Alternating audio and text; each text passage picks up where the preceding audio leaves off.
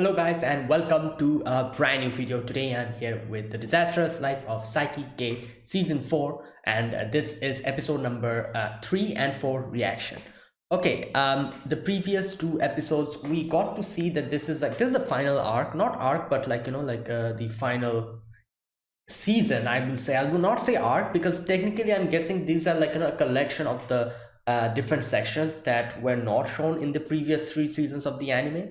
So it's not an arc, but it's basically that's what I think. It's a few of the stories taken, and the final the I feel like the final few episodes will be like the conclusion to it.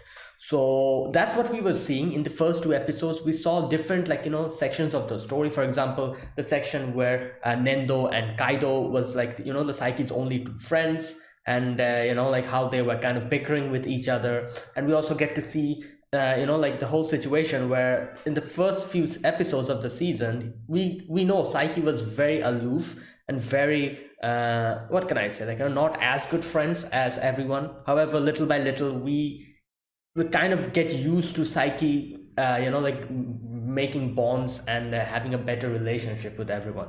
So suddenly seeing the first few episodes, something that situation where it was the first few episodes, um it's kind of unusual to see, like, wait a minute, Saiki was kind of like this, way more aloof than he is now. Nowadays he kind of talks with his friends, and not talks but kind of goes along with them and everything. However, in the first few episodes he was extremely aloof, didn't really interact that much, while his friends just kept on trying to include him in everything, little by little, which actually worked. Like, they kept trying to include him in everything, little by little by little. First season, second season, in the end of second season, we see that Saiki is a lot better friends with them than the first few episodes of the first season. So we see that, and a few little things, short little stories we get to see. And yeah, that was what it was basically. And there was like a little reference to one of the author's own stories, I think manga, Hagane no Ken, which was kind of interesting, bringing that up. So yeah, so anyways, let's see episode 3 and 4. Let's see what happens. So yeah, I'll be putting the subtitles and the timer here, sync it to whichever is your preference, and let's get started. All right, here's the countdown. 3, 2, 1, go.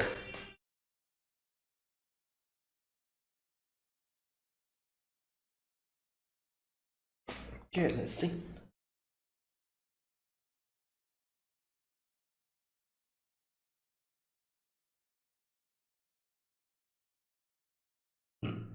New teacher with an outstanding feature? That rhymed. Iguchi. What was going on? Caring teacher. Is this like Saiki's class's new teacher? Wait, what?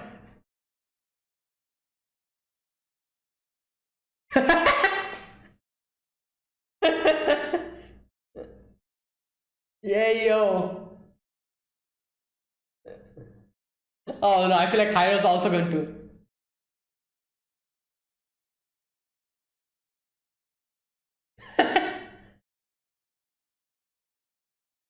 Great. Here we go. He's sweating. Oh no, stop, please. This is gonna make it even worse. Oh no. Even Psyche is like, oh no.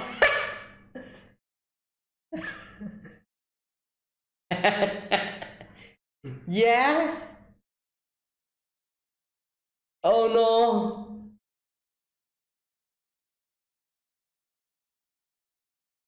Oh wow.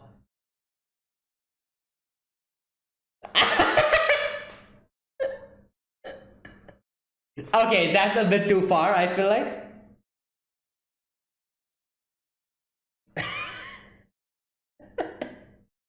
I need to talk with you.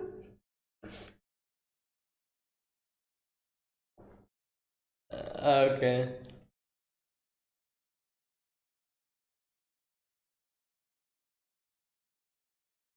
Hmm.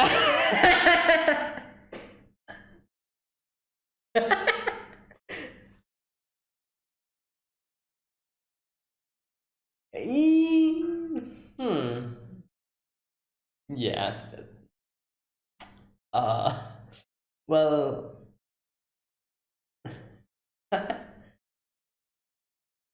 All right. Let's see. Okay.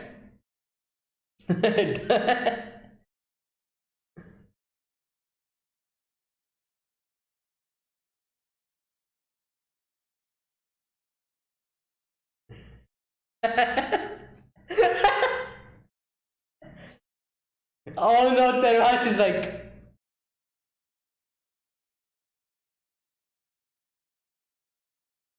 Oh, these. Oh my god. Oh, he even knows them.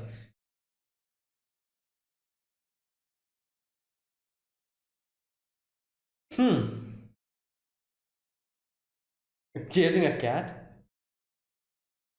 Well, his face is also kind of, scary, so. Ah!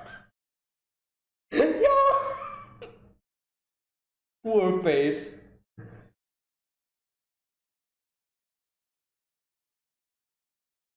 Nice. Okay. Oh no, stop with the face! Yeah, well, yeah. Well, it's a good start, At least students are accepting him. Disaster of the school physical.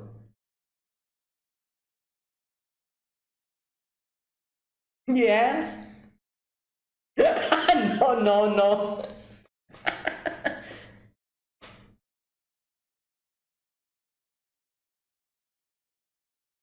Oh God. You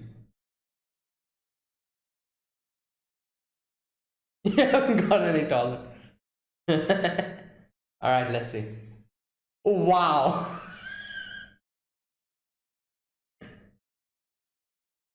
Oh, yeah, that's true. Oh, so this is happening after the explanation. All right.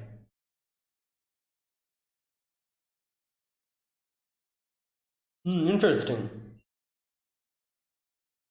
Wait, how? Oh no, if you get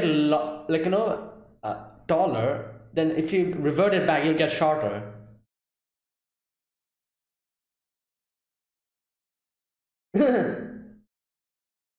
Hero sensei.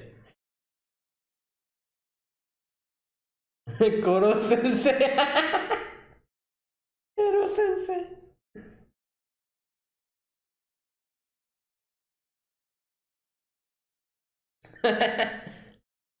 Oh no, someone got scared looking at him. Great. Everything about Teruhashi. Yeah.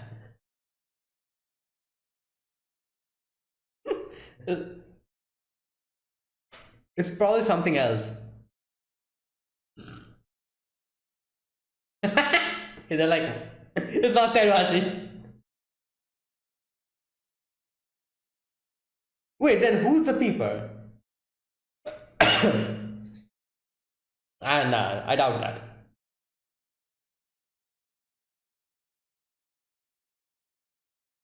Oh no. Uh,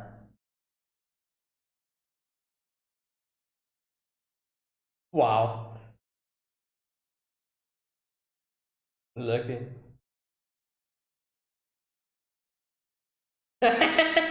Yeah, exactly.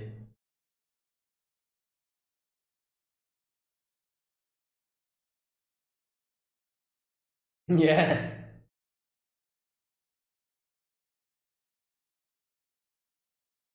Oh no. Oh no.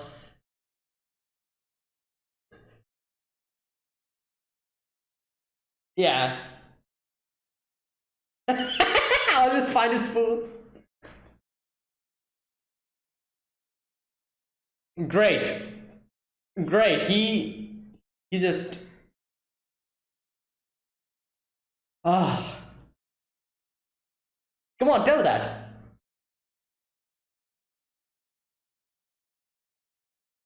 Oh no. Come on, tell that I need to go to the restroom.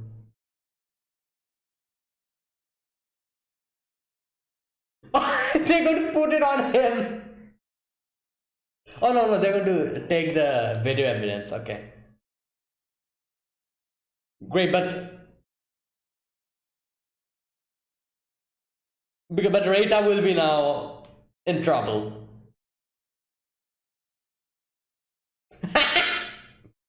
Yes. Friend's house while their parents are. Oh no, is this? Oh, is this Yumehara's? Or is it like Kokomi's store? Let's see.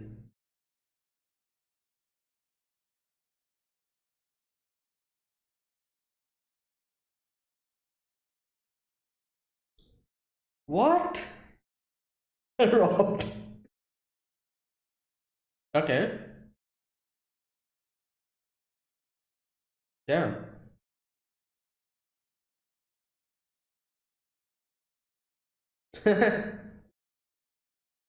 Yeah.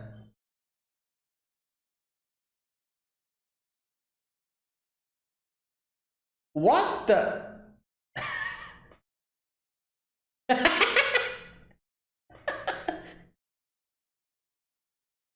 Oh, his house. Okay.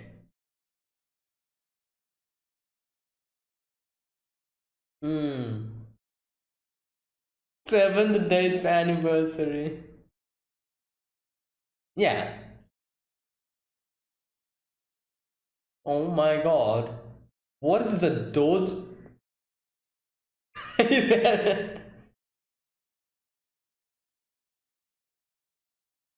Damn! This is. Yeah, exactly.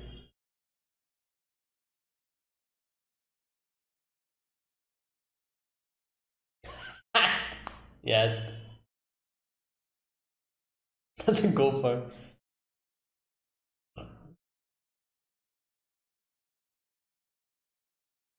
Hmm.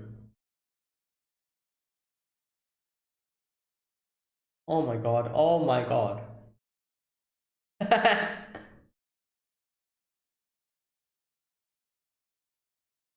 Oh my god!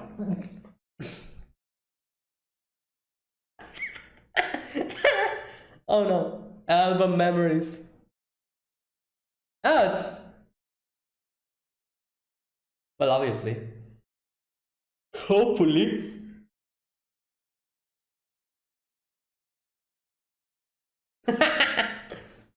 Hey yo. Wants to peek.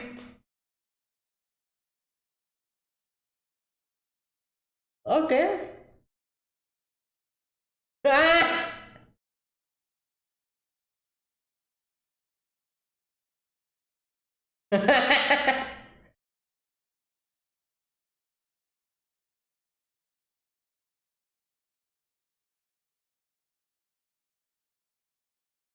Oh no.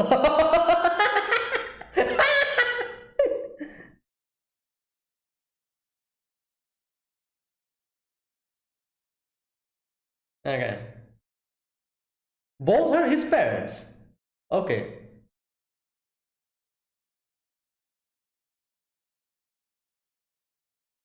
Hmm. Oh no, it's him who took the money. Is it him? Oh no, he's the one who took Lendo's money. Oh no.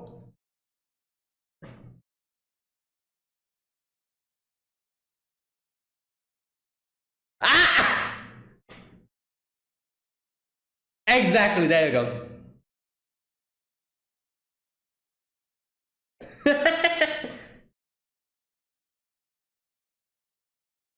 Okay. That's fine. He returned it. And for a debut in Jump magazine. Oh, what? Oh.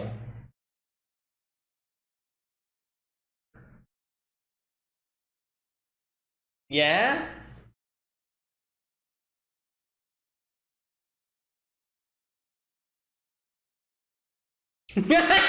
Stop!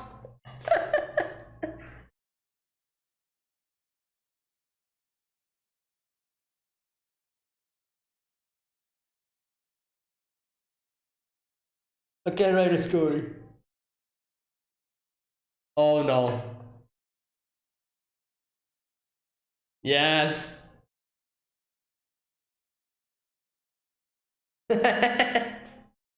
He probably wrote a lot of stories. Okay.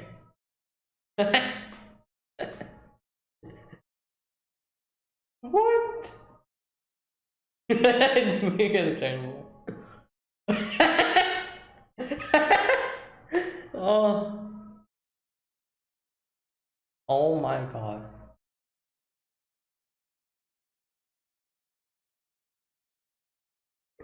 What? Life? Wait.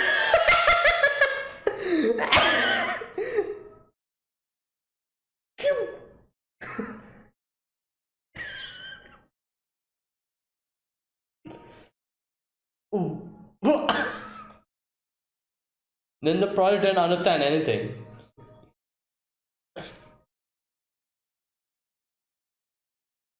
3 years? Oh no. Okay. Yes, a surprise, I guess. Great.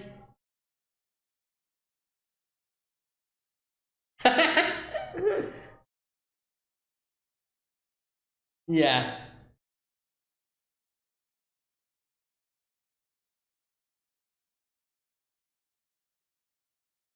Yeah.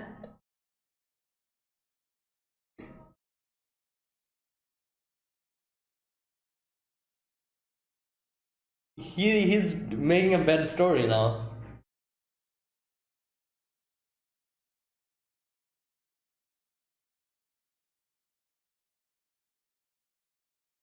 What? Yes. Okay, stop. Yes.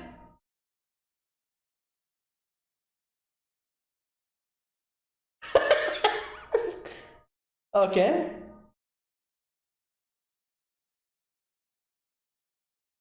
Oh no. Oh no.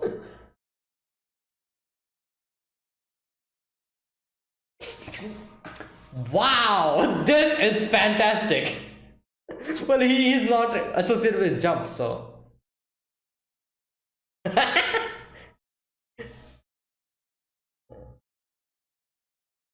Oh no.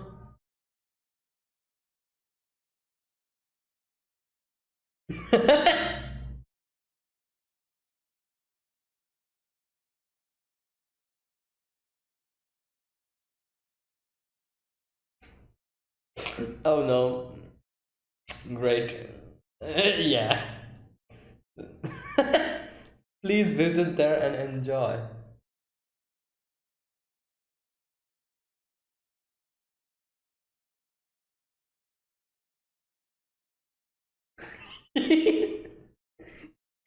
Okay.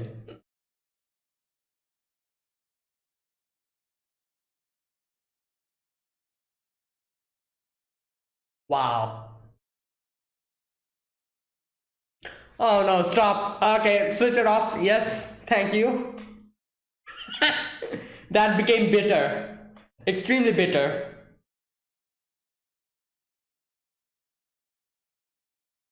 Oh god.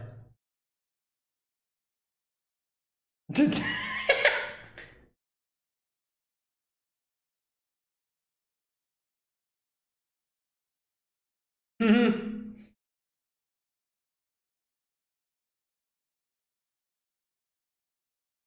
Oh, great. Stop.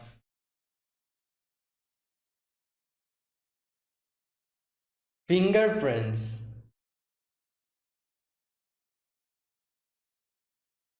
Yeah.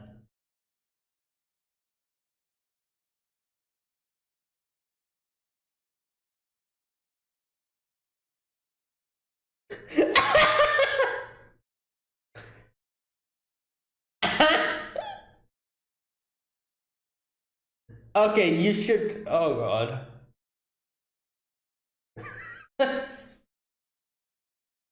Oh! Nani? Yes. Oh! 300 orders on. Okay.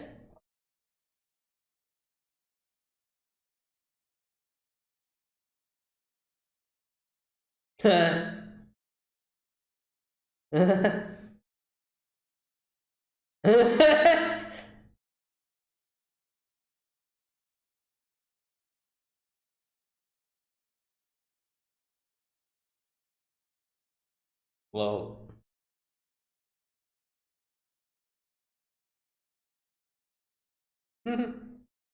Yeah.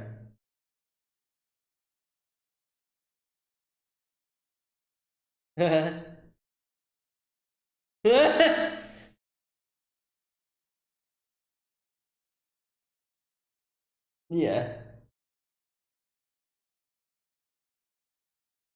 He's reading. He's reading the whatever it's called, the prompt or whatever. Yeah.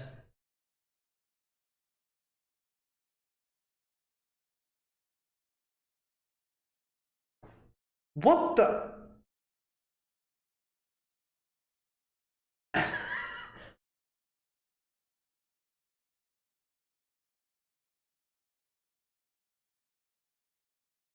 Okay.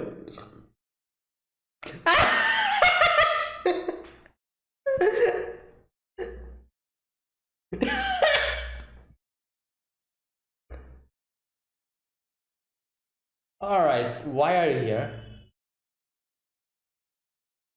Oh God.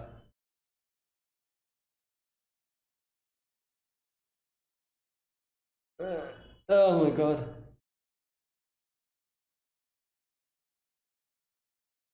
Yeah. Oh. Whoa.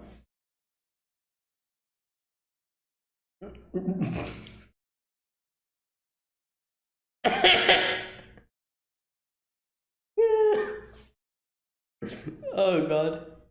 That was funny.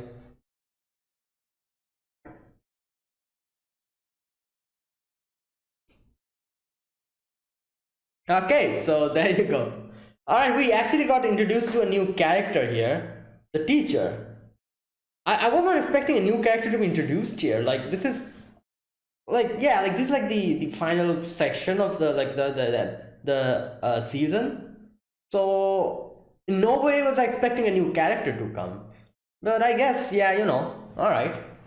And yeah, he's an interesting character. He's a good person. However, his face is exactly the opposite, and that's the thing. Oh boy. Hmm.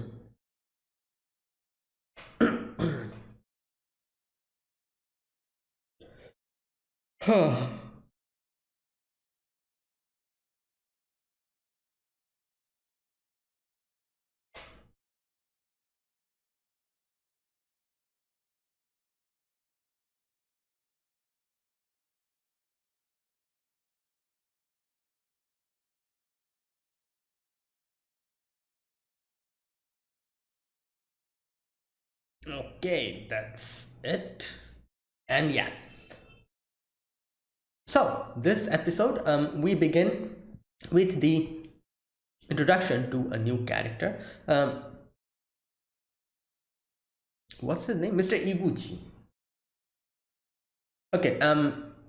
Mr. Iguchi, he's here, and all the teachers, like the principal and everyone is like, all right, like welcome, and yeah, like gives an introduction, and he leaves to go to his class. And obviously the principal and they were like, oh, like like something, like difficult. I'm pretty sure that the students will have a difficult situation here, because his face is exactly not pretty appropriate. It looks like he's actually going to do something really sleazy. So it's so, I don't know why, but where have I seen this face before? Like this type of a facial structure.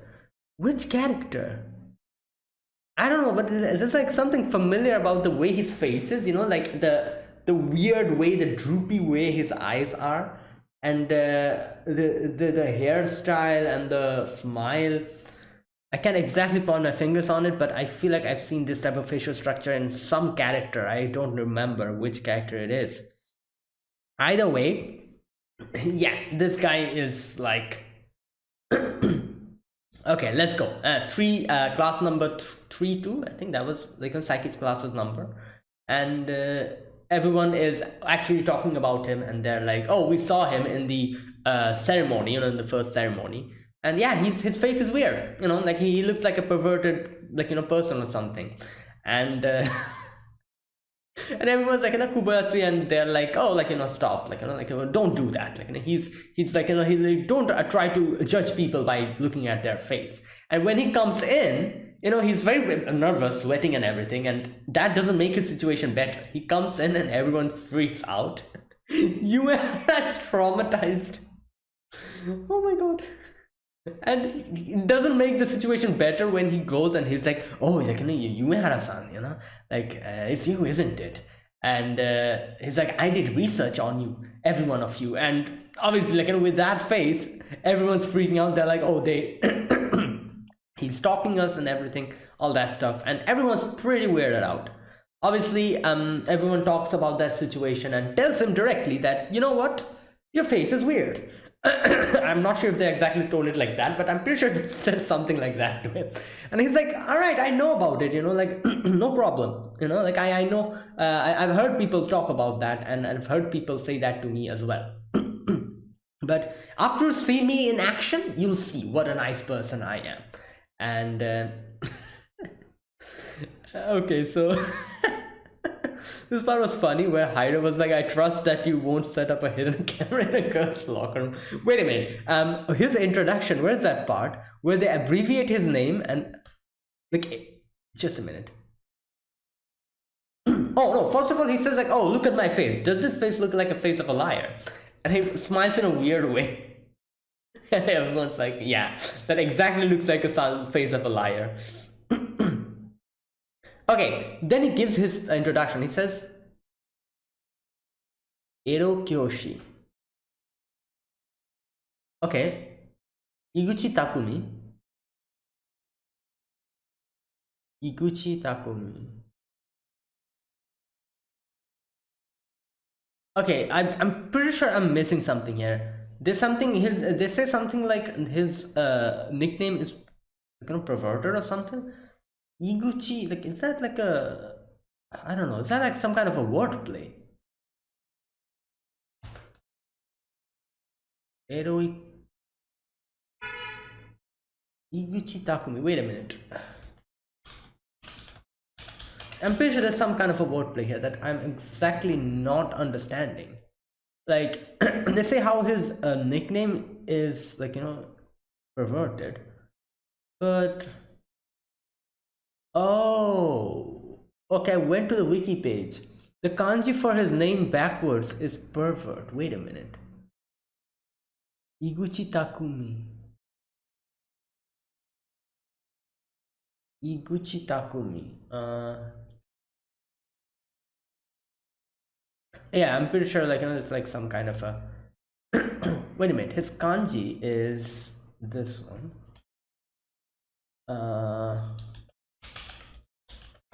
Let me see. Okay.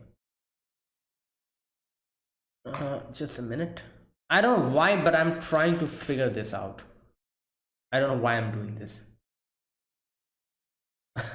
Okay, Iguchi Just a minute.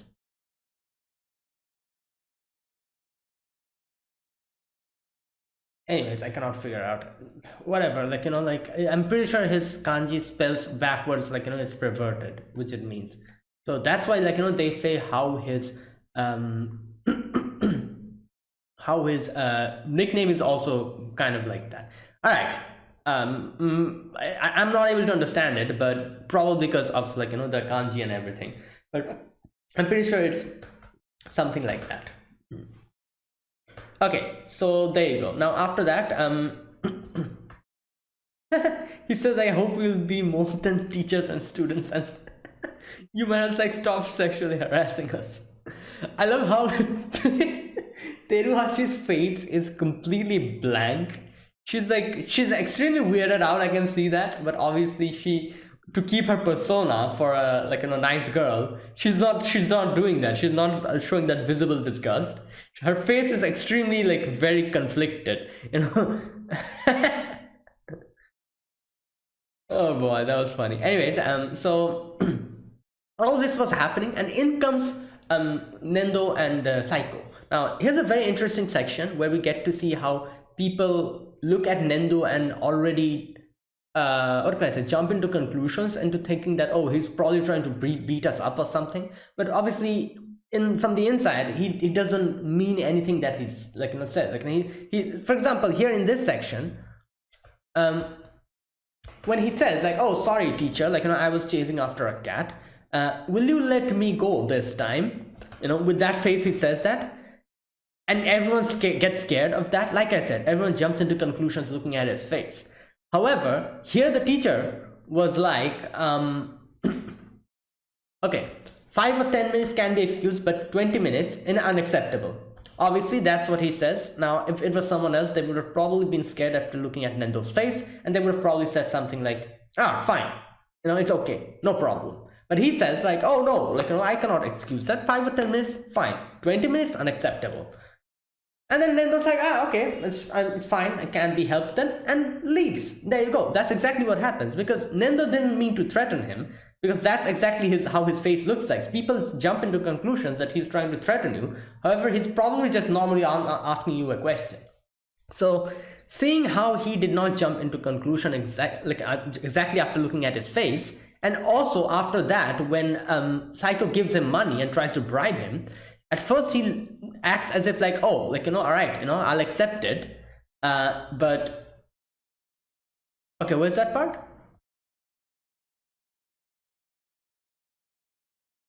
Okay, he says, I can let you go this time for the fact that you tried to bribe me. I won't treat you with favoritism. So there you go. These two, like, situations kind of show us how he himself doesn't judge others by their face, or he himself doesn't do things that everyone else would do. Like, he tries to look past the outer exterior and tries to see what a person is for himself. So seeing that, the students were like, oh yeah, that's, like, let's just look at him. He wasn't scared of Nendo's face, and also at the same time he didn't get bribed by Saiko, who a lot of people probably would have accepted the money. So that's how the students decided to accept him after seeing that. And it makes sense, I'm pretty sure he was judged for his face for a long time from his childhood, and other people judging you by your face is definitely going to make you a type of person who is never going to judge someone by looking at their face, because you're getting treated by the same way, so obviously you're not going to treat others by that way, if you know what it means, if you know what I'm trying to say here. So since he was a victim, he is a victim still, by people judging him by his looking at his face. He himself will never do that to other people. And after seeing that, if all the students were like, oh, like, he's such a nice person, and they're like, oh, like, sensei, like, we accept you. And the sensei was like, oh, you guys accept me, I'm so happy. And he starts panting in a weird way, like, it's like and looking at his face, everyone's like, all right, you know what, we do accept him, but let's take our time to kind of get used to him. So yeah, the fact is, everyone accepted him. That's a good thing. Anyways, even though everyone won't be able to be comfortable with him, everyone has accepted him. The next part was the PE exams, section, the measurement section, where when he's like, oh, everyone go to the gym room, and again with his face, everyone got freaked out. But obviously, everyone knows that, oh, he's not that type of a person. So they go to the PE, like, like the gym room, the gym hall, and they start doing the measurements. There's a problem with the girls because oh no, there's a small section here where they're talking about how they have not actually, their heights have not increased, and Saiki explains to us that since he's not reverting but restoring time back, like no one's getting taller. So Kaido's like, oh, but I became shorter. Oh my god. Anyways, so here we suddenly get to see that the girls are having a problem. They are like, oh, someone's speaking at us. And at first everyone's like, oh, what's happened? What happened to Teruhashi? Teruhashi's fine. But then when they get to know Teruhashi's okay, they're like, okay, whatever, then we don't care. But anyways, the problem is there, and everyone is freaking out. And here Kaido starts suspecting Mr. Iguchi, because Mr. Iguchi it has been shown that Iguchi had a few suspicious, actions, was doing something, like kind of moving around over there, kind of sneaking around, that type of thing he was doing. So Kaido's thinking of that, and Saiki does remember that scene, and Saiki does remember what exactly happened. It was Mr. Iguchi, but he did not mean to peep. He was just going to the toilet, and the toilet was he had to move past that place. So Saiki's like, all right, and I hope this doesn't come into light. If Mr. Iguchi gets to know about it, he'll get nervous and he'll blow his cover. Not only that, if Kaido tries to get himself involved in this more, and then this whole thing will be out and people will just misjudge him, and he'll probably be taken to prison or something. So Saiki was trying to make the situation okay, and he was like, when Kaido was kind of going to, okay, where's that part? Oh yeah, when Kaido was going to go and talk to him about this, Saiki just stops him, and Saiki's like, no, stop, Kaido, However, Nendo comes in, and this is the funny part. If you guys remember, Nendo's brain is usually blank all the time. So it's funny that Saiki did not, exactly because of that, Saiki did not anticipate Nendo coming and suddenly getting into this whole situation. Because Nendo's brain is always blank. He didn't realize that Nendo's coming in. So he was involved, he was preoccupied with Kaido, and Nendo suddenly comes in, and Nendo's like, oh, what were you doing there, teacher? And as soon as he says that, everyone's like, what's going on? And he also realizes what he exactly did and the misunderstanding, and he starts freaking out. So everyone tries to put the blame on him, but then Saiki's like, all right, you know what? Let's see, someone can help us in this situation, which is obviously Reita. He was trying to film the whole thing, and Mr. Iguchi came on the film. So we have proof now that Mr. Iguchi did nothing. However, Reita got sacrificed it, and yeah, it was well worth it. Oh boy. Next, the next scene is where we get to know that Nendo had given some random person money. That person was sad because a cat got hit by a car and didn't have money. That's why Nendo gave him money. At first they were like, oh, was it a little kid? Then they realized it's just some random person. So yeah, okay, so they were talking about going to ramen, this and that, and Kuboyasu invites them to their house. So Saiki was like, all right, my parents are not today at my house, so let's go and have a meal somewhere else. They go to Kubiyasu's place, and Kubiyasu's place is like a complete, like a delinquent, not a delinquent, but like some punk, like a place where, I don't know, like walls are broken, there's dumbbells, a mahjong table, what else? Huge coat with blood stains. It's crazy, it's wild. Okay, they get inside and he goes to make the ramen, and here they start finding out so many different random things. Okay, let me watch this section. They find two knuckles, those things, the knuckle things that they were, a baseball bat with nails, a road sign, a manhole, a bloody coat, a sickle, and a Molotov. Oh my god. Okay, so the drawer that they opens up. Okay, let me see. Oh my god, I wasn't properly able to see what was there. There's a bloody sheet with a police officer identification badge. There's something wrapped up in newspaper. I'm not sure what that is. No idea. And there's like a handcuff, I think. Kind of like, stop snooping. Okay, and then the album drops down and they decide to see the album. And they're like, all right, let's see where Kobayasu became a punk like this, became a delinquent. One of the little, like, I love how Saiki was really interested in seeing here. And Kobayasu's one picture was when he was a very little kid. He had that look in his face. And suddenly, after a few more pictures, he became like a delinquent from the entrance ceremony in preschool. So while they were seeing all of this, Kuyasu comes in and he talks about his situation. He says, like, both of my parents were gang members. We had a lot of problems. And he says, my dad was harsh, but he didn't do anything wrong.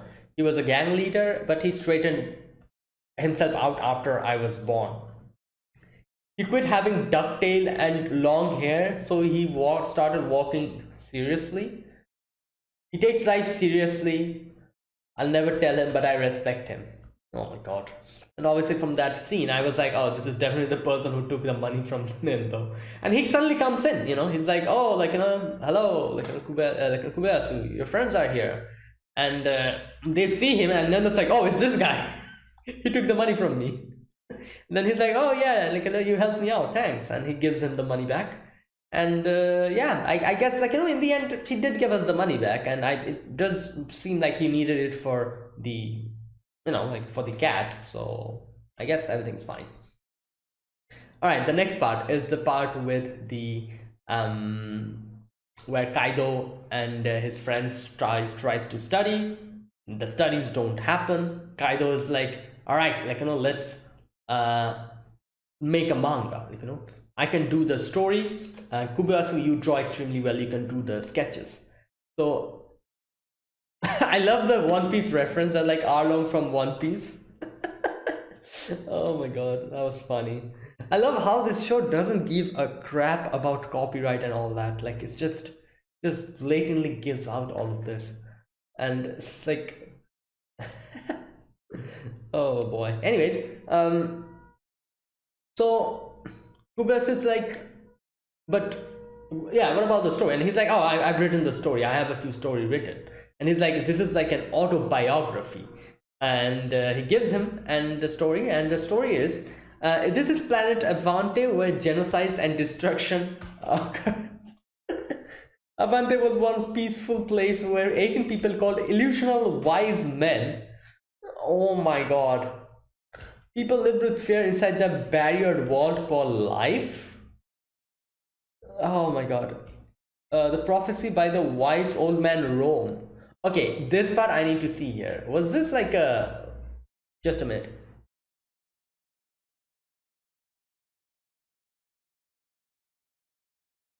This is definitely a weird picture of Naruto. I'm pretty sure it's like a weird... The sketch that he made. Like half of the picture is like Naruto or something. I don't know. Anyways, like he made a weird story.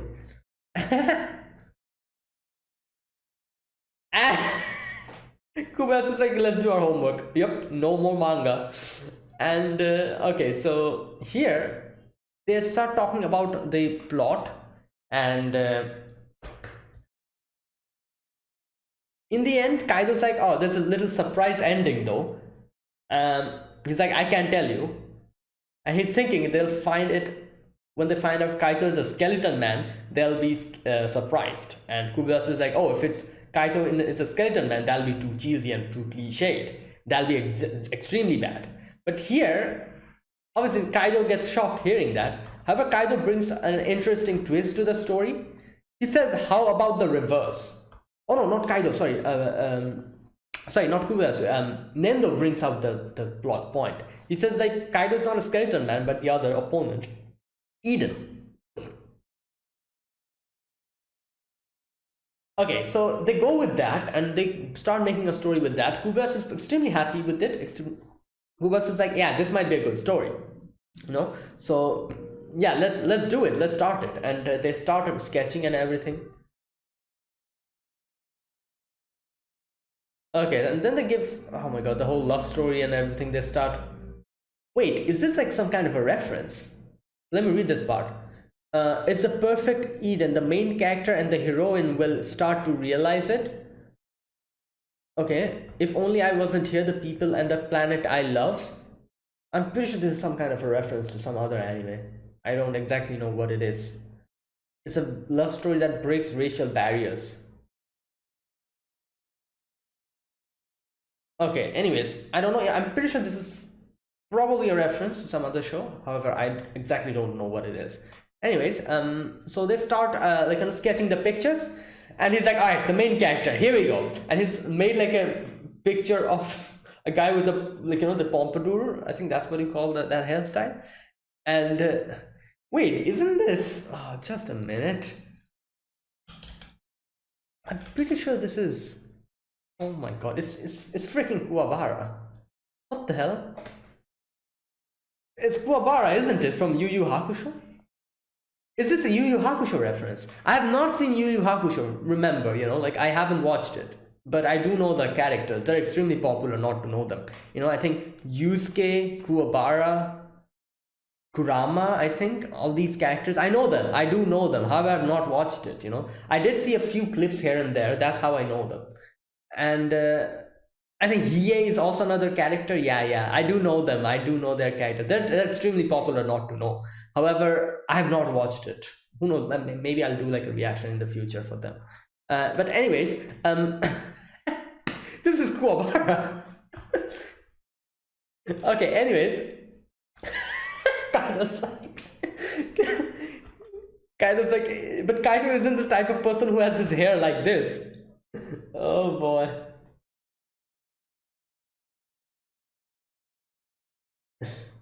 I love how Saiki is like, I don't want a main character with a hairstyle like this. Anyways, they start to try to do that whole story, and they're like, oh wait, Saiki's dad is also in the in like a manga editor, like a. I love how Kaido's like, wait a minute, like Kubayasu, come here, starts whispering to him and start talking about Jump. And Kubayasu is like, oh yeah, cool. Sorry, Saiki, just in case you know.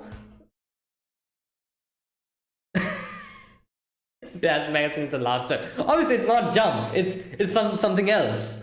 And they're like, Kaido's like, yeah, don't ask his dad. We're going for Jump, not Shueisha. I think that's the name of Saiki's dad's thing.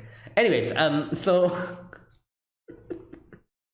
oh, now in comes Kaido's sister. Wait, her voice is so familiar. Let me check. Kaido Sora. Reina Ueda.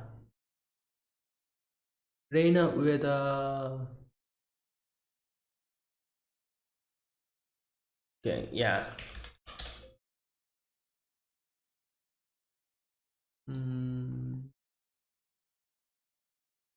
All right. Anyways,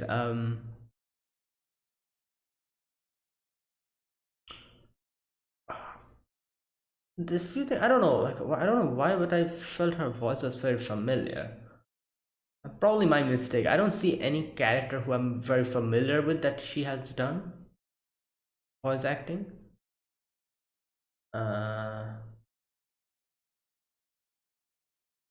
Anyways, never mind. So yeah, she's like, oh, what are you guys doing? And she starts reading it, and then they're like, she's like, not interesting at all. Like you can't even finish your homework. You're thinking of doing manga. Go do your homework. And leaves, and everyone's like, yeah, you know what? Let's do our homework. And the final, the next part, the final part with the Psyche's looking at sweets in the in the television, and Mugami comes in, making the experience extremely bitter, and he starts talking about Kokomi in the television show, and Saiki gets pissed off, obviously. So Saiki tries to leave, and then he realizes they're going to talk about coffee jelly, and he sees a cafe, and he's like, wait a minute, where is this place? And he's like just waiting there to trying to hear where the place is, because obviously he's going to go and probably buy some coffee jelly from there. And they give the whole impression, Mugami gives the impression, Saiki is obviously not happy with the situation, because like I said, the coffee jelly is extremely sweet, however Mugami's presence there is making it bitter for him. So he he in the end, there was that section where they were going to tell us about where the exact location is, but Mugami keeps talking random stuff and Saiki is not able to properly hear it. But anyways, they're like, oh, if you guys want to have some coffee jelly, go have it over there. There's 50% discount for that, and all you have to do is say I love Mugami-kun at the checkout.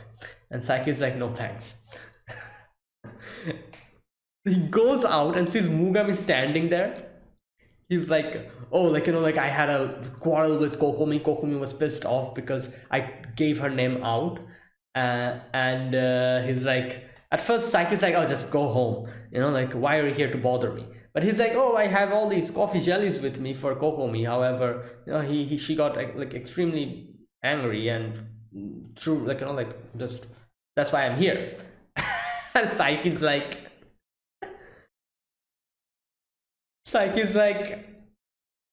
I love Mugami-kun.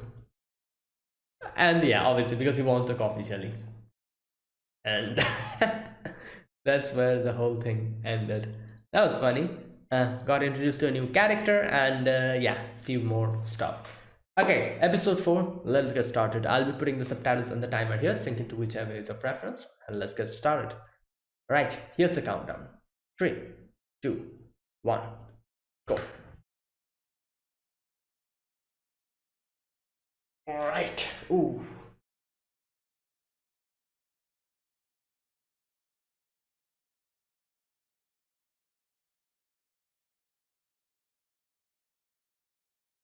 Terrifying, disastrous transfer. What? Another transistor? What the hell?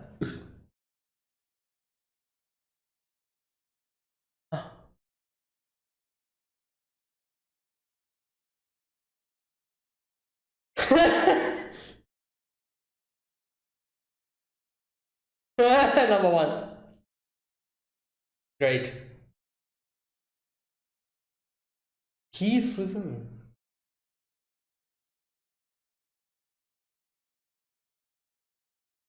Why? What?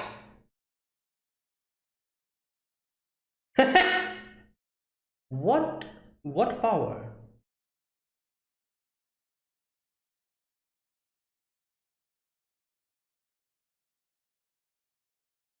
Why is he so weirded out?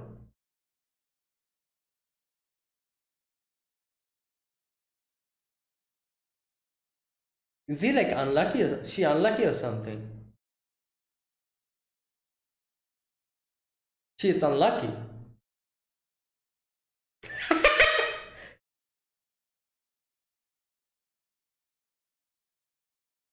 That's not an ability. What the hell are you saying?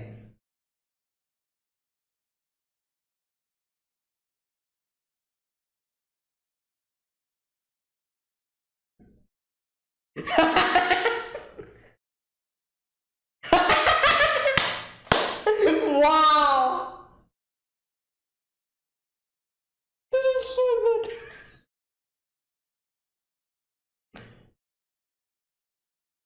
Great.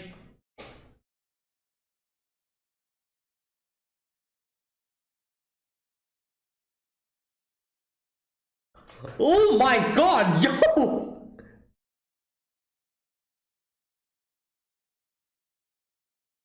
Jiko Shokai, alright. The wordplay.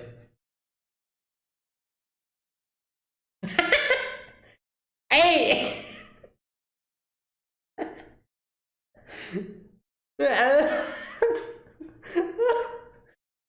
Oh.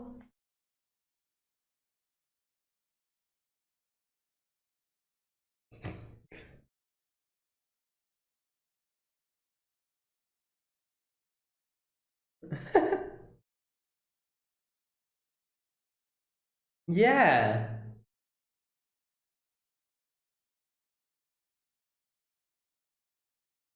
Hmm.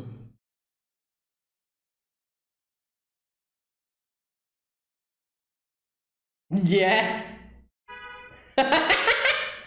Feel sorry for her.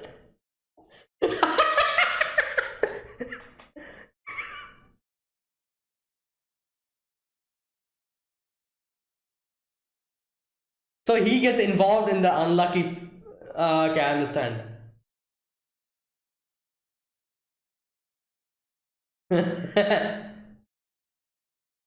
He's becoming. Yeah, exactly. Damn.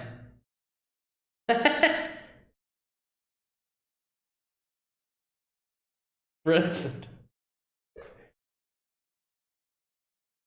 Okay.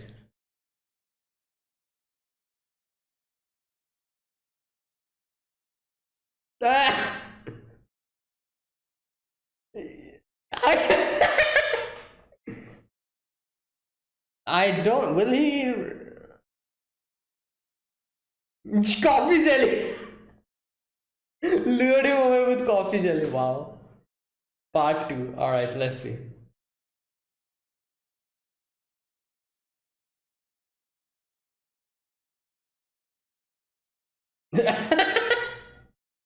Oh no. Oh boy.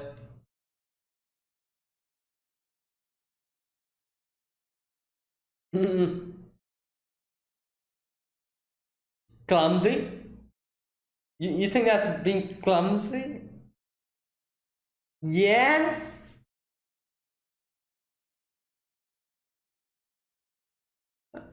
Oh my god.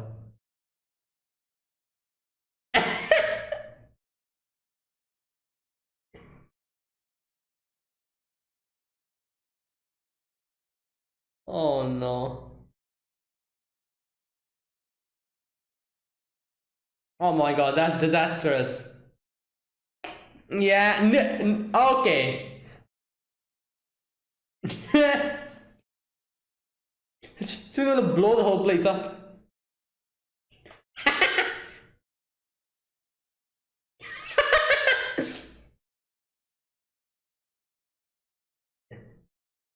Oh, okay, okay.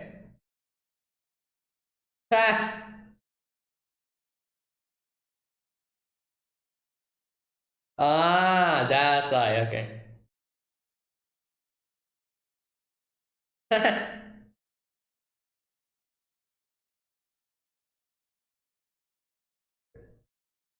Oh boy. Worse than it was? Wait, what? Why? Oh my god. Yeah.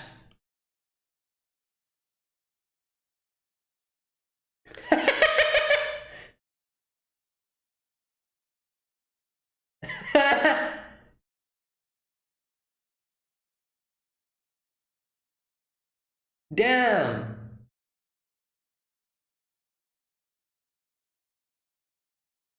So now what?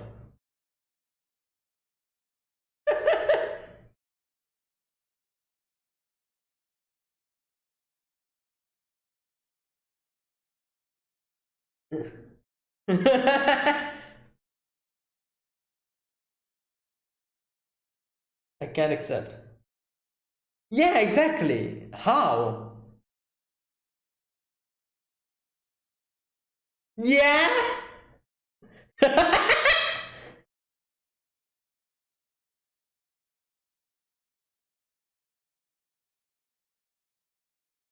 Ah, okay, okay, okay. Makes sense.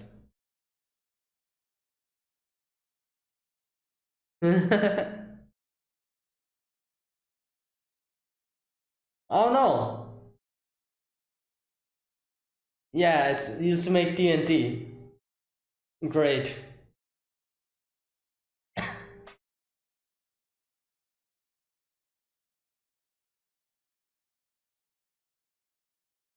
Yeah.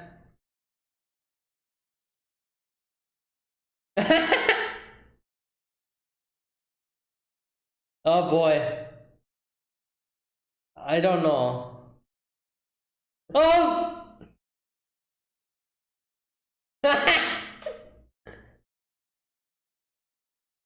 Well, I'm pretty sure Saiki can do something. There you go.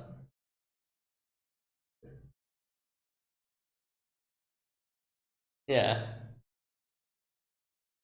Part 3, alright.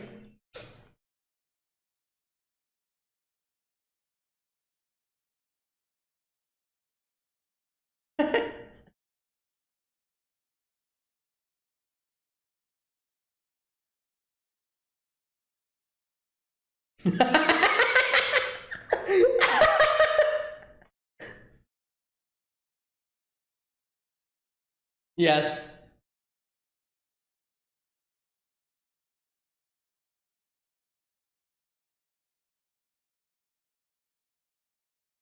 Why are you gaining such a huge recap?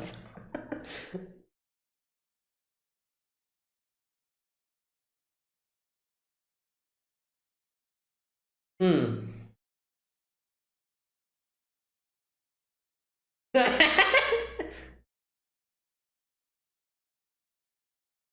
Is it gone? Oh no, it's not.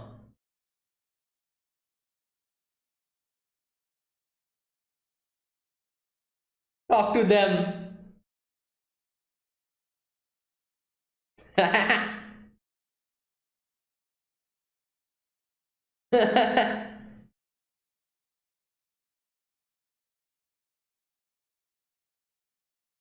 What? Oh my god, what is this? Why?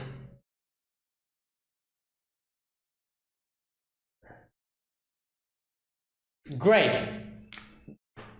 What the hell is wrong with you, Takahashi?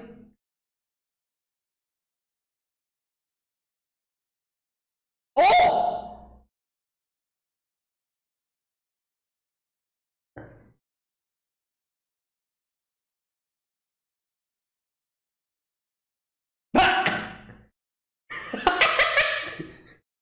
Great. Saiki's even sweating. Saiki's like, what the hell? Oh my god. Yeah.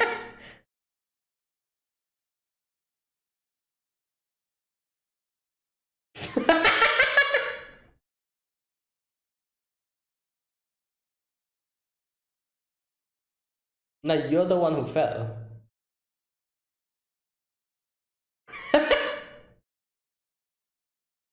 Yeah? You think they're also lucky? Well.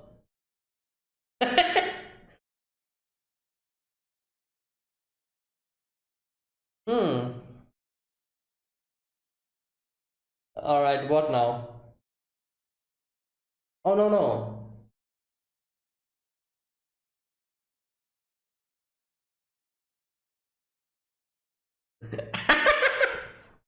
Great. Oh my god, what happened?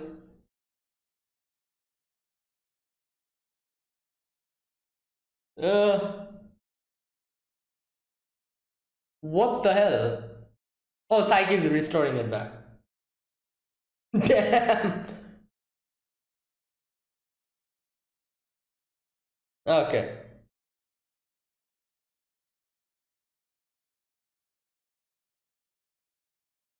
Oh my god.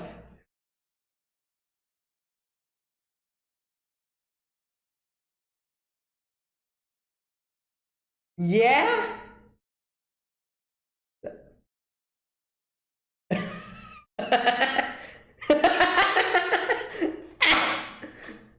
Because the idea was fortune telling. All right.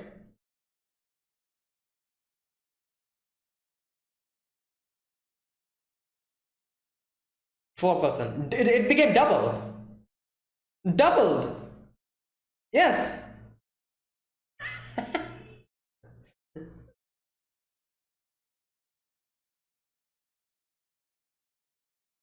Yeah. Damn. Yeah.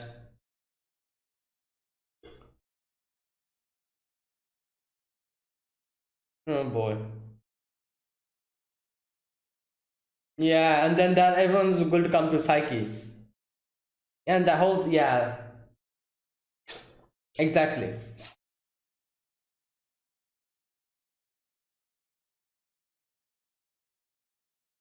Yeah. Hmm.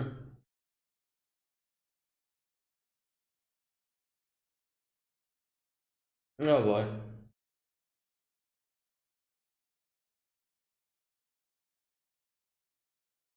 What the?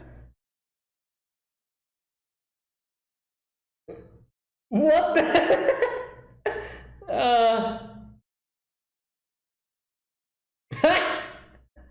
Yeah.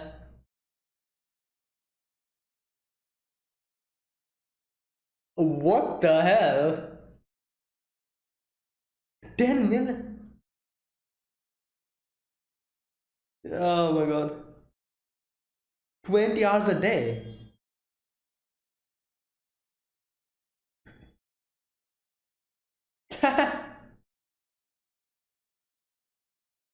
Oh. Oh. Hey yo.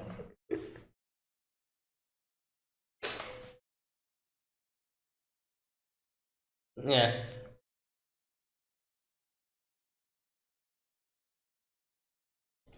Hmm.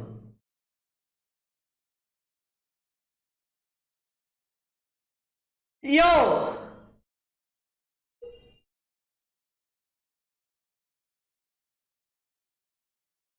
There was some kind of a reference there.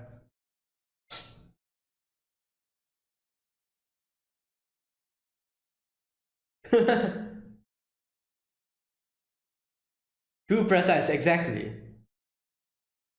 Yeah, yeah. People are going to realize.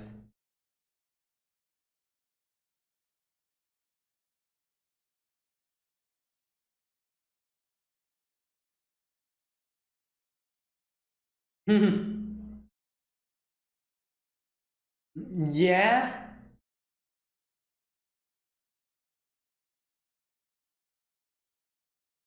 Oh my god. Yeah, this was Psyche. What Psyche was.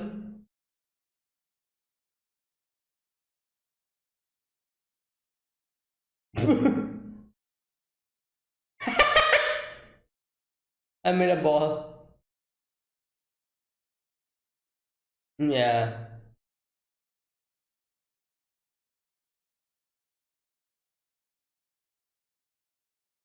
Yeah.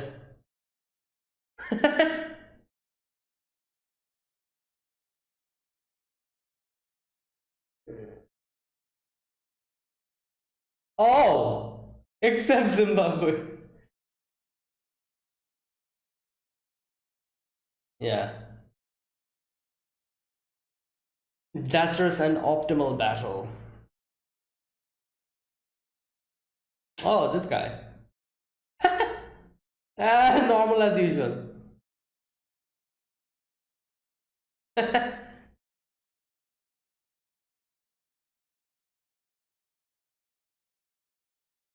Stop, don't.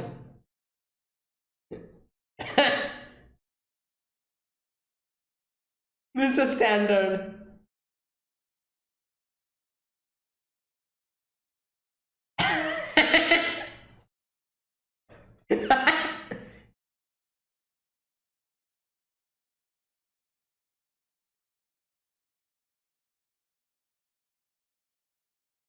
Yeah. Yeah. is wrong. Maybe her unluckiness is doing something.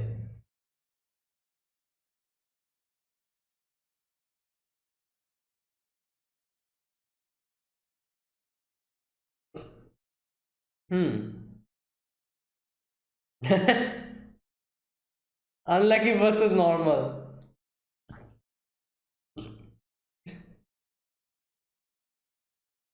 Okay. Yeah, obviously it's good. That's going to happen. Oh.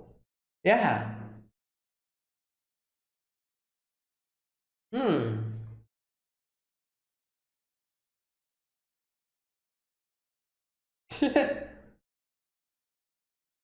Oh my god. Lock me. Oh, it normalized. Wow.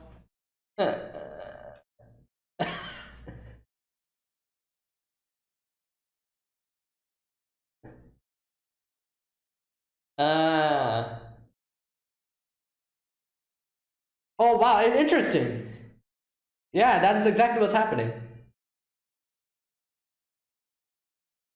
Damn.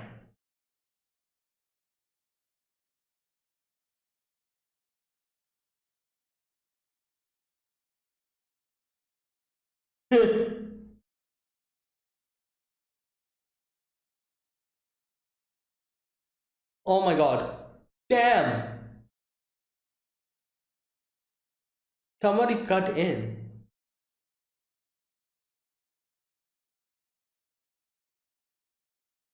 Wait, what? Hey yo, 10. Now it's going to somehow.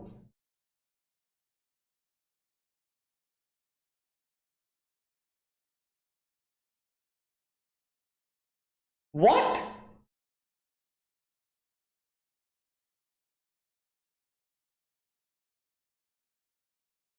It's going to increase the lucky. Yeah.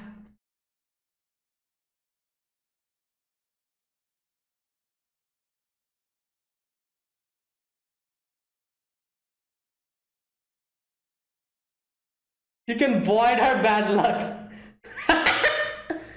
Yo.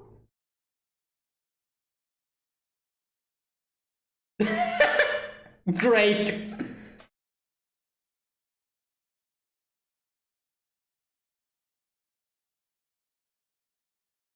Yeah.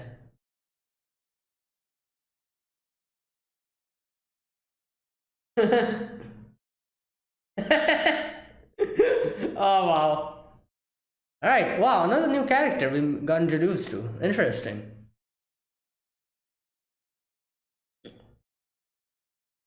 Alright, so this is the fourth episode. So two more episodes left, which is next week. I'm guessing we're gonna get like the conclusion then. Like the actual conclusion, which was not shown in the Kanketsuhen. The whole cliffhanger situation. Obviously, the next two episodes is going to explain that, I'm guessing. When Saiki decides to like tell his friends about his powers before his powers gets like taken away, that part.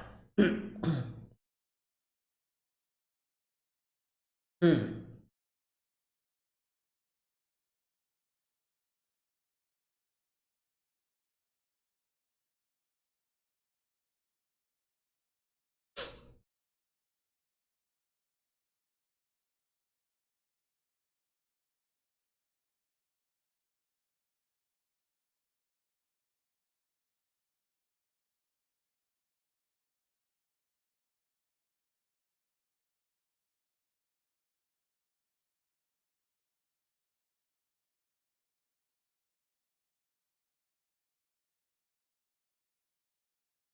All right, that's it. Okay, this episode we get introduced to a new character. Transfer student again comes, and this time it's her name is Suzuya, I think. Wait a minute. Wait a minute. What was her?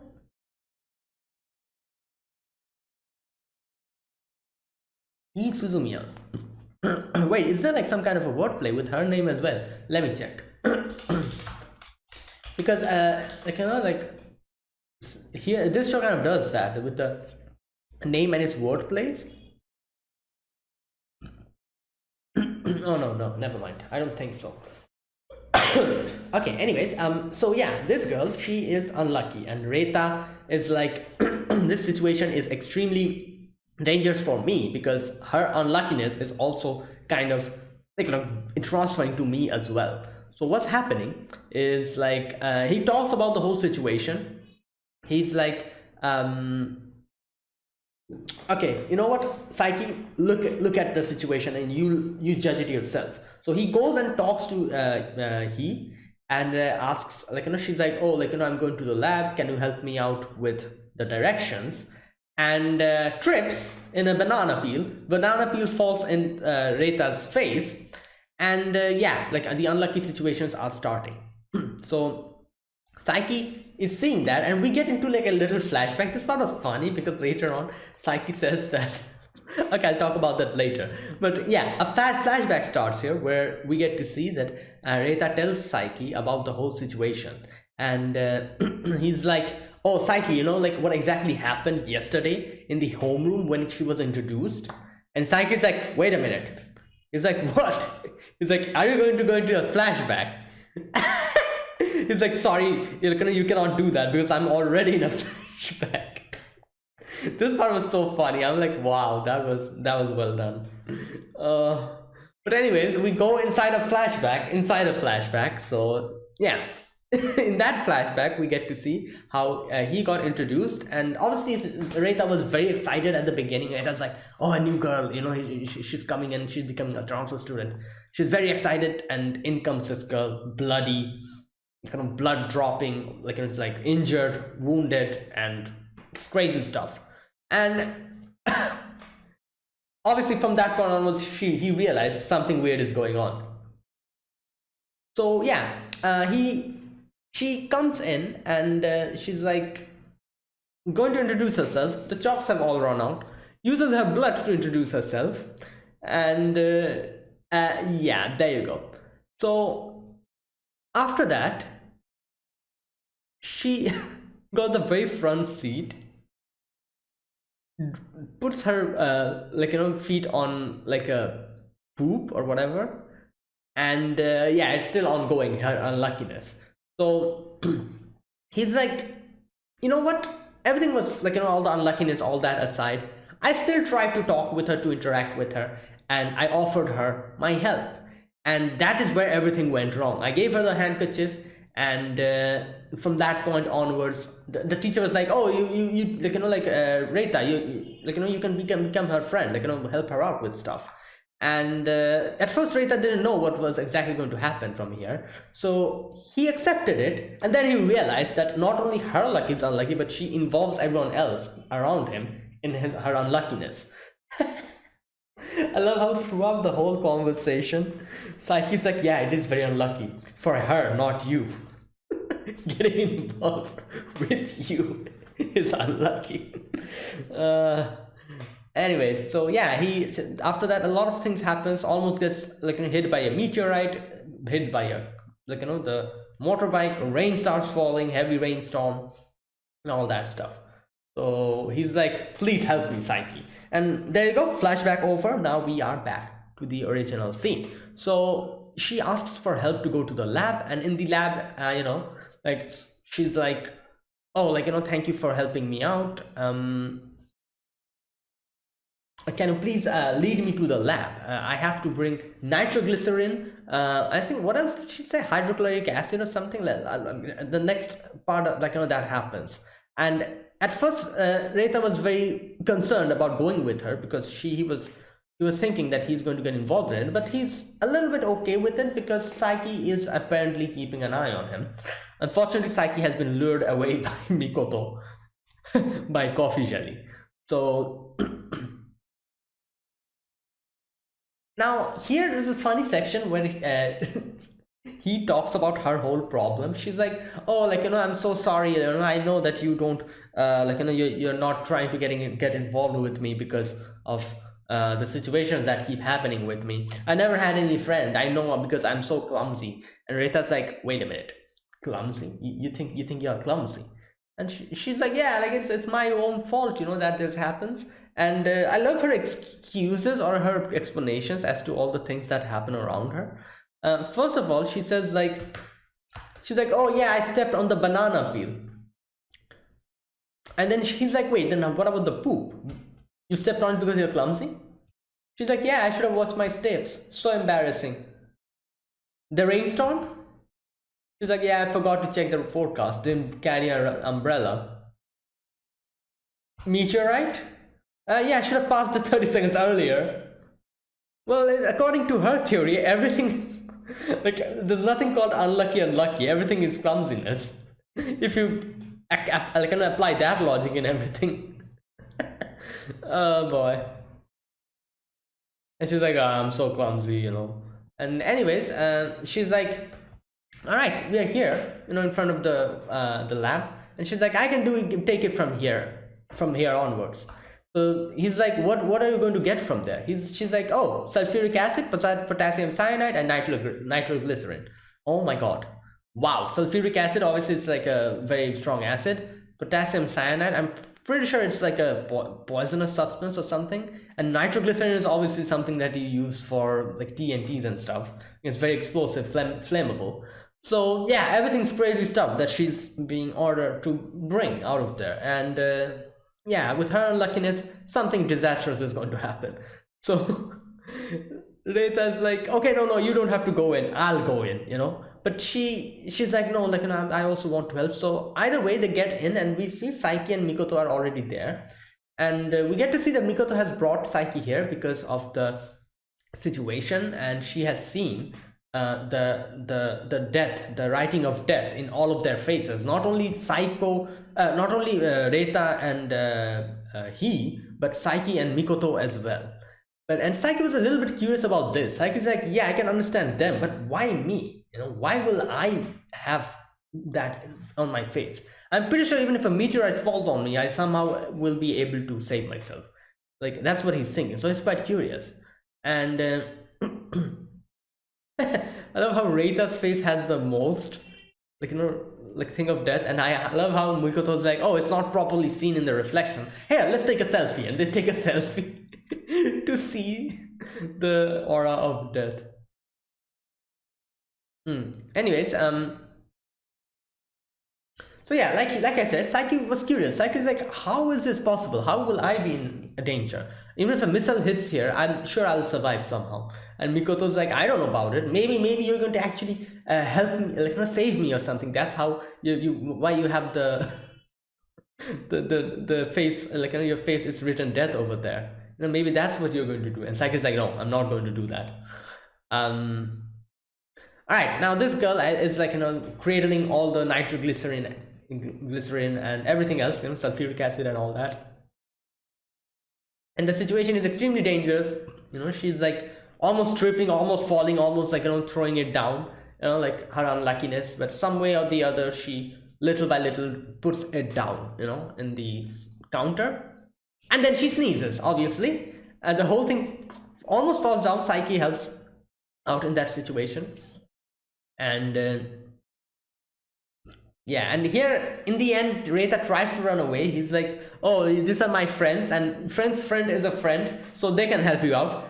I'm going to go. But obviously Mikoto's not letting him go away, and the death, the writing of death is still on their faces, so the danger has still not gone away completely. So many crazy stuff happens after this, like this random guy. He has a freaking sickle. I'm not exactly sure if that's a sickle or it's something else. Those things that you kind of, like has like a chain to it and a sickle to it. That thing. I'm not really sure what you call them. But he's like, oh, my dad brought this to me. Why the hell are you bringing this to school? Isn't this even allowed? What the hell? Didn't someone see you carrying that? It should be taken away from you. Like, you bring sharp objects to school. Either way, he's like, doing kind of swinging it around, and like, a goddamn Takahashi throws a banana peel in the middle of the hallway. Like, who does that? Anyways, yeah, he almost trips and gets her throat cut. That was dangerous. The whole thing comes like this, and Saiki, I think, grabs her, like, collar. Oh my god. And like it doesn't stop there, like the ball comes in, hits Reitan in his face, and then the ball goes and hits the like the acid and everything, like the everything that the teacher was carrying. And then someone throws like a torch inside, like a burning torch, and everything, all these things, like Psyche is like helping to stop that. And oh my god, like that scene, like that scene where the sickle almost went and got in her chin. Oh my god, and that scene somehow reminded me of. I'm sure a few people must have watched that anime. Another, that scene, the umbrella scene. Oh my god, that's one of the most disturbing scenes in anime in itself. Where that girl almost, like, not almost, but actually falls, trips in a staircase, and the umbrella like gets in her throat. It reminded me of that scene. Anyways, and that exactly would have happened here if Saki did not, like, grab her in time. Either way, here he's like, oh, why are you guys in the floor like that? And then she's, I don't know how her brain works. She's like, oh, like, you guys must also be clumsy, aren't you? I feel like we can really get along, because I'm also like this. Oh my god. Anyways, and she's like, oh, I bring a few things with me all the time. This is my habit. Hey, look, I brought that thing in the lab with me. And it's a nitroglyceric acid or whatever. And oh my god, here. Yeah, the thing explodes after that. And as soon as it explodes, we get to see Saiki helped us out at that moment. He reverted the time. Like, restored the time back, and he says, yeah, and kind of saved everyone. So Reita's like, oh, like, is everyone okay? Like, are you fine? He's like, oh, thank you so much. And she's like, you saved me from the explosion. You're so wonderful. So it's Tsukasama. And Psyche is like, she doesn't only have bad luck, but also bad taste in men. Good god. Alright, the next part is Mikoto's fortune telling, where Chiho is very happy because her compatibility with Kaido went up a little bit. It doubled actually from 2% to 4%. And Mikoto is like helping everyone out, with the fortune telling and everything. And Saiki is not happy about this because obviously the situation is like, her power is something that just should not be, like, what can I say, like, should not be flaunted like that. Like, we saw later on what might happen. A lot of bad people might try to use that for their own, like, things. So seeing that, Saiki was not happy, and he's like, all right, you know what, I feel like she's going a bit too far with this, so let me go and talk to her. And he talks to Mikoto, and Mikoto's like, no, like, and I told this to you before as well, but I want to help other people's out with my fortune telling. So it can be like you, Saiki, always at the background, like, that can be selfish like that. And I'm not going to stop helping people out.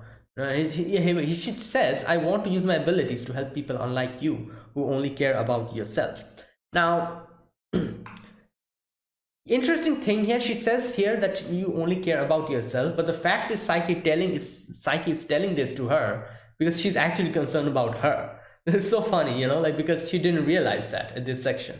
Because otherwise, why does Saiki even, like, is Saiki even taking? Obviously, he kind of makes that excuse that, oh, I don't want everyone to, like, kind of relate and like kind of come to me in the end, because he's involved with her, and if people get to know that she has actual psychic powers, people might little by little also get to know his identity and his powers. And that's why Saiki's like, yeah, I don't want that happening. He does say that, but obviously that is not the reason why he's saying this. I'm pretty sure it's because he's concerned about Mikoto herself, because I doubt Saiki cares about people getting to know his psychic abilities. Like, he does care about it, but he probably wouldn't be that much concerning, because he can easily, I don't know, like, erase their memories or something. He can easily do that. So even if that comes actually happens, Saiki can easily take care of it. But Mikoto herself would not be able to take care of it. If something like that happens, unless and until Saiki's keeping an eye on her. So for her, concern, I'm guessing he told it to her at this moment. Obviously, Mikoto was like, "No, I'm not going to do that," and she has her own beliefs, and we get to see in the little, like, the business that they do. It looks like some kind of a hostess club or something. Oh my god.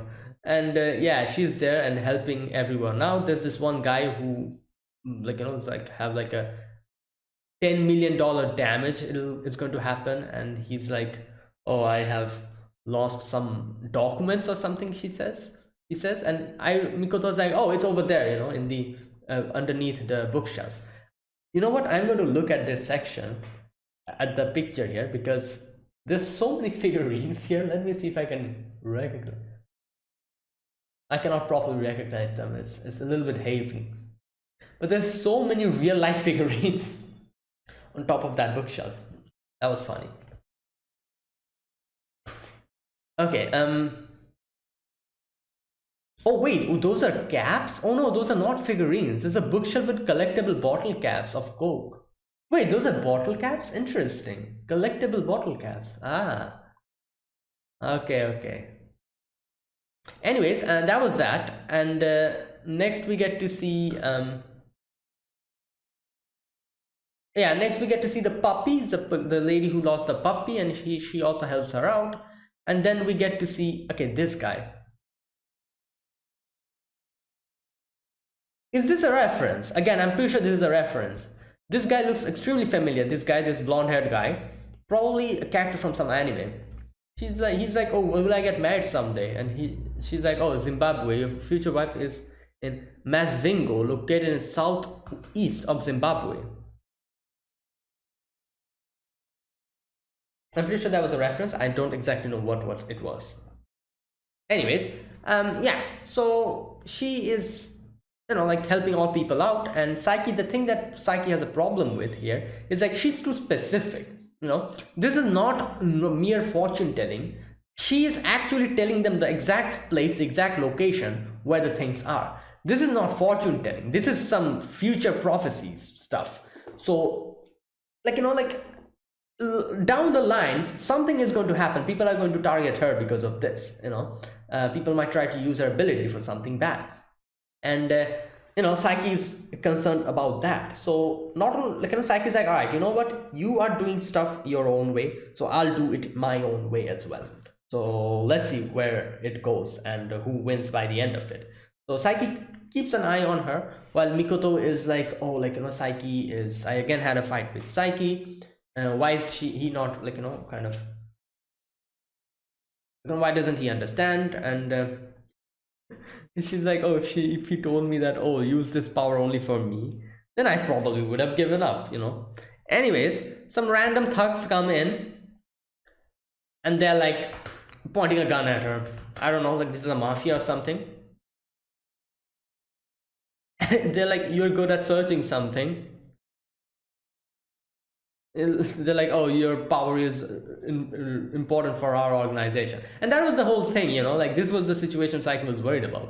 So Saiki's like, "Oh, Mikoto, close your eyes and wait for a bit." And he comes in and just defeats all of them, makes them into a ball.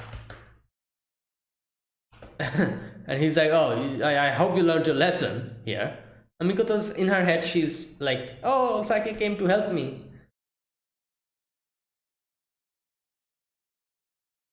Okay, so here we get to see that Saiki helped out with Mikoto's situation, because what he did is, like, he made all the prophecies go wrong so that they won't actually suspect her. So in the end, it worked out pretty well, and I'm pretty sure Mikoto realized the actual situation and how strong her power is and how not to use it. Obviously help people out, but not like this. Like, don't tell them exact locations of their lost pet or whatever. Like, don't do that. Like, try to make the situation a little bit more, I don't know, random or something. Say something like, "Oh, I can see where your pet is. Your pet is in this, from this location to this location, within this I don't know, like within this 5 kilometer radius or something. Maybe that will help. I don't know, like something like that. Like don't pinpoint the location. That's way like more, what can I say, weird. Like people will be like, what the hell? She exactly knows where it is. So yeah, that's how you do it. So help people out, but not like this, I guess. But either way, yeah, that was that. Next, we get to see Sato-kun. Saiki is very interested in seeing what's going on with his situation. Mikoto comes in, and Mikoto's also like keeping accompanying Saiki and seeing what's going on. So basically, the situation is Saiki is interested in seeing what's going on with Sato because he is sitting beside him. So this is an interesting situation. It's a little bit complicated to think about the situation, but what exactly happened here is that he's bad luck. When it went to Sato's being an ordinary mob character, the unluckiness got compensated with a little bit good thing, which I think that's exactly what happened. Like that was the thing that was happening here. All right, let me read this part properly because this part was a little bit confusing, I feel like. So okay, the first thing that happens is okay, where is that part? Yeah, Saiki says like his life is boring, nothing really bad or good has ever happened to him. It's a fight of the century, unlucky versus normal. All right. Okay, so someone comes in with a fish tank and it drops on his head. A little bit of it kind of goes and spills onto Sato as well. So his luck factor from 50 goes to 40. 10 gets subtracted from it. So Saiki's like, oh wow, what is this? Like, and since he's so normal, nothing bad nor good happens to him. But he's influenced, he's making bad things happening to him, and his luck is going down. And that's what he says here. Even Sato becomes an unlucky guy when he is with him. But then what happens after that is interesting. He looks at him, and the whole dress is transparent. And the luck from 42 increases by 10 and goes to 50. So normalizes itself, it balances itself out. So Saiki's like, wait, his meter went back to 50%. So yeah, plus 10. So Saiki's like, all right, this is very interesting because this is like I'm getting to see here like a very unusual phenomenon that's happening here. He says her bad luck didn't work on him because he, Suzumiya, transferred into this class. The whole class has been unfortunate, but it doesn't affect Sato as a result. He's become relatively a lucky person. But can't really say normal defeated unlucky. Okay, then the ceiling falls down on top of her, almost,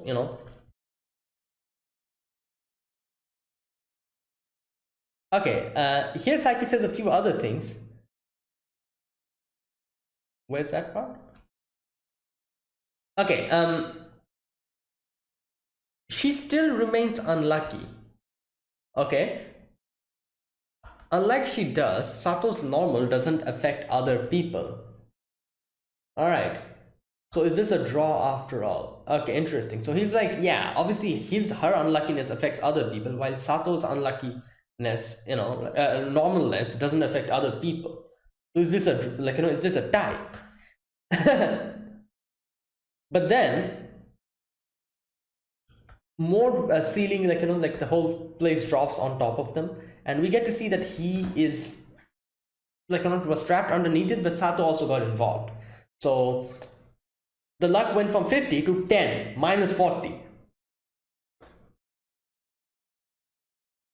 So Saiki says here that he's average in about everything.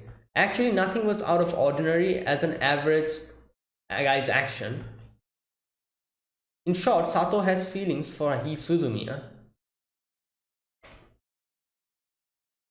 Oh my god, this part is very difficult. What the hell is going on here? Just a minute. He's average about everything. Actually, nothing was out of the ordinary as an average guy's action. In short, Sato has feelings for Suzumiya. Do you want to save a girl you love? Okay. Okay, so that's how he deduces that he actually likes her. So that is why he probably jumped in to help her out. And we get to see that he's like putting his head on her lap. And again, from 10, it goes to 50%. So bad things are happening. She's getting involved in it, but it normalizes itself because of how ordinary Sato is. So Saiki is like, his luck meter is back to 50. His normal completely defeated her unlucky. Sato's normalness doesn't affect other people, but when he gets involved with bad luck, though his luck temporarily drops, it won't make anyone unhappy. Interesting. I understand what he's trying to say here. So basically what he's saying is that his unluckiness affects others, so everyone gets involved with it. However, if Sato is the one who is with her, only he's going to get affected by it because his normalness doesn't affect others. So what he's saying is that his unluckiness is going to transfer to Sato, and that's when it will be confined to. His unluckiness won't affect others from that point onwards because it will only transfer to Sato, and from Sato it won't transfer to others because Sato's is like that. Sato's situation doesn't affect others. So that's what he's saying. So he's saying that he himself will not be that much affected by it because whenever something unlucky is going to happen to him, to make the situation normal, it's going to jump back to normal some way by him getting lucky in some other way. So even if he gets unlucky in some way, it's going to normalize the situation, so he's going to be neutral throughout this whole thing. So that's what he's saying. So this is like a very good plan to how to make other people not get affected by his unluckiness. That is, stick Sato together with he. Like his unluckiness will transfer to him, and Sato's won't transfer the unluckiness to anyone else, and his own unluckiness will get compensated by the fact that he's going to get lucky soon enough so that the meter gets from to 50 again to normalize itself. So no one will be unhappy by the end of it, like that type of a situation. And that's what he says. I mean, he can void her bad like. And here Saiki's like, but this only works as long as he is with Sato. There's a big obstacle. That is obviously Suzumiya likes Toriska. Anyway, let's make a secret plan to make Toriska act awful and be hated by her so that Sato and he can get together. And obviously, Mikoto's like, he won't work with us. And Saiki's like, why? He also told us to help her out. And Mikoto's like, because he knows he likes him, he can go out with her.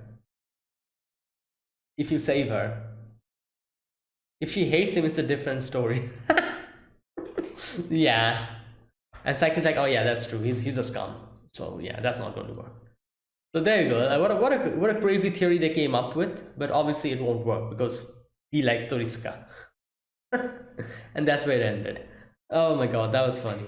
All right, so there you go. That was this episode number 4. So yeah, episode number 3 and 4. If you guys enjoyed this video, be sure to press the like button and subscribe if you're new to the channel, or you haven't subscribed. Comment down below anything you want to say, anything you want to let me know, and I'll check them out.